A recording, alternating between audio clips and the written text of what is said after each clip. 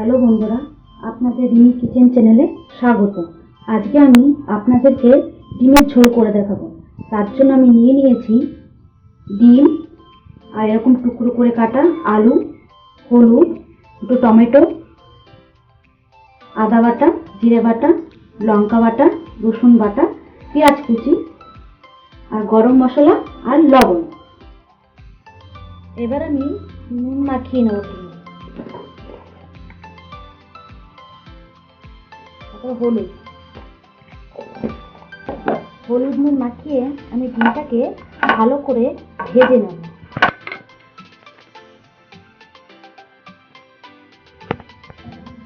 এবার আমি কড়াইটাকে বসিয়ে দিই। কড়াইটাকে এবার আমি গরম করে নেব। এবার আমি কড়াইতে সর্ষের তেল দিয়ে দেব। কড়াইটা গরম হয়েছে, এবার আমি ডিমগুলো ছেড়ে দেব।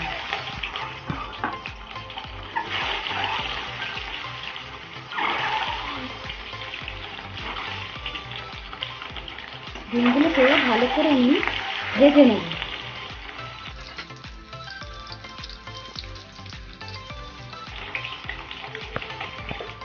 আমার ডিমগুলো দেখো লাল লাল করে ভাজা হয়ে গেছে। এবার আমি ডিমগুলোকে একটা একটা করে তুলে নেব।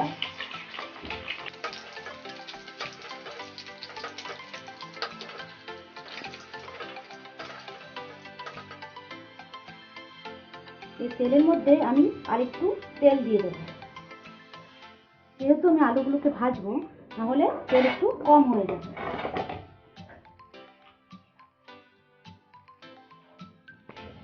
আমি দুটো তেজপাতা দিয়ে দেবো, 3টে এলাচ, একটা দারচিনি।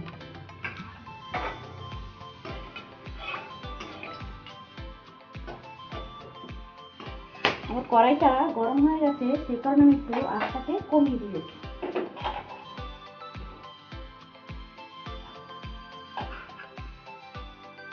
এবার আমি জিরে দিয়ে দেবো। এবার কেটে রাখা আলুগুলোকে দিয়ে দেবো।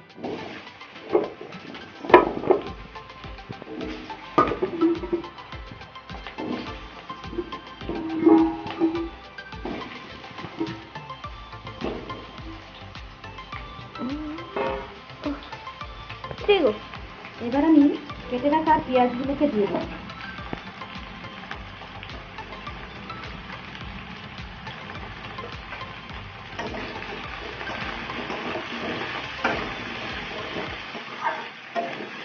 পেঁয়াজ আর আলু একসঙ্গে ভালো করে লাল লাল করে ভেজে নেব।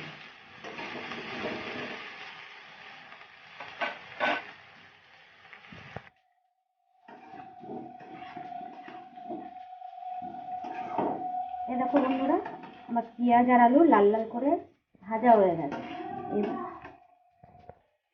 এবার আমি এর মধ্যে টমেটো দিয়ে দেবো।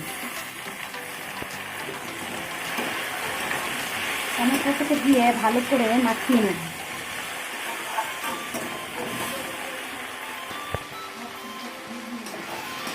দেখো টমেটোটা ভালো, কি সুন্দর নরম নরম হয়ে গলে আছে। এবার আমি আদা বাটা দিয়ে দেবো।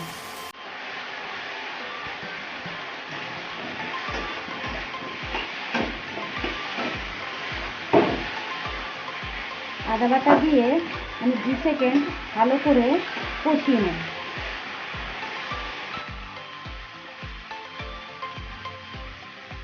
এবার আমি নুন দিয়ে দেবো,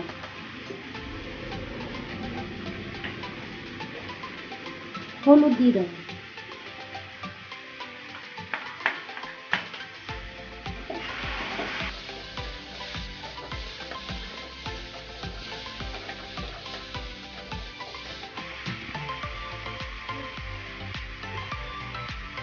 এবার আমি আদা বাটা দিয়ে দেবো।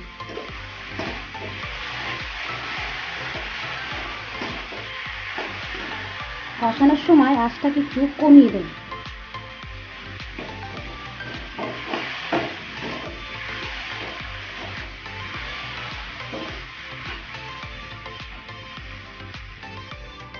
এবার আমি জিরে বাটা দিয়ে দেবো।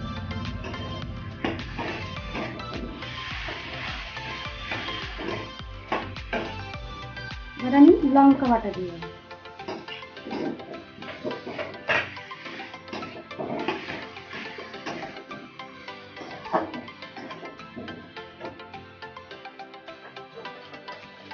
মশলাটা ভালো মতো কষানো হয়ে গেছে, এবার আমি জল দিয়ে দেবো।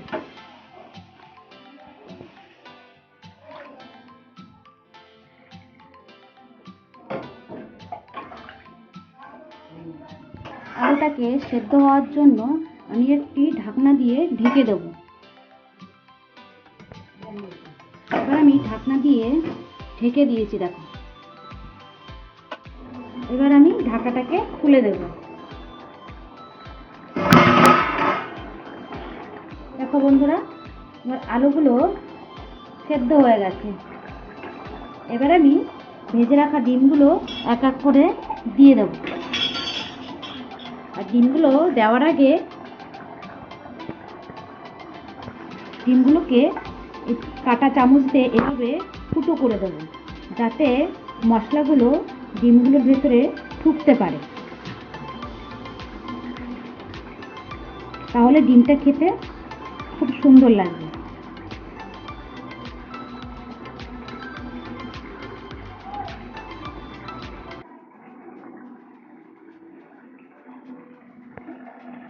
আমি ডিমগুলোকে এক এক করে দিয়ে দেব।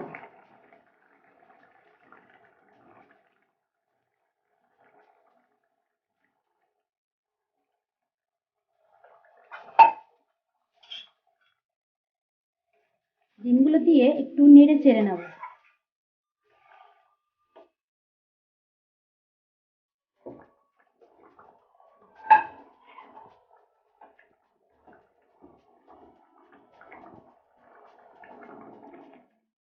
এবার আমি আর 2 মিনিটের জন্য ডিমটাকে ঢেকে দেব,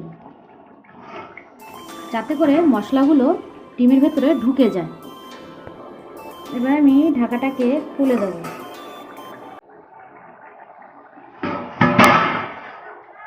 এবার আমার সেই গরম মশলাটা আমি ঢেলে দেব।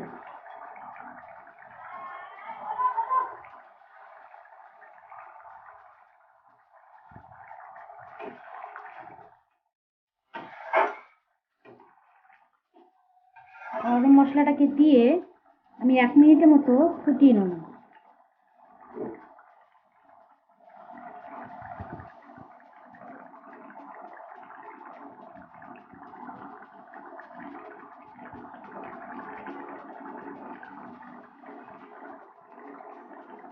দেখো বন্ধুরা, ডিমের তরকারির থেকে কি সুন্দর একটা গন্ধ বেরোচ্ছে।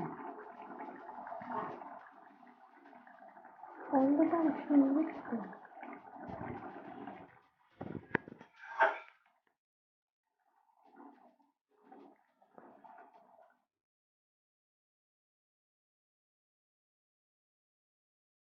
বন্ধুরা, আমার রান্নাটা এবার কমপ্লিট হয়ে গেছে। যদি এই রান্নাটা আপনাদের ভালো লেগে থাকে তাহলে লাইক, কমেন্ট আর শেয়ার করে দেবেন, আর সাবস্ক্রাইব করে দেবেন।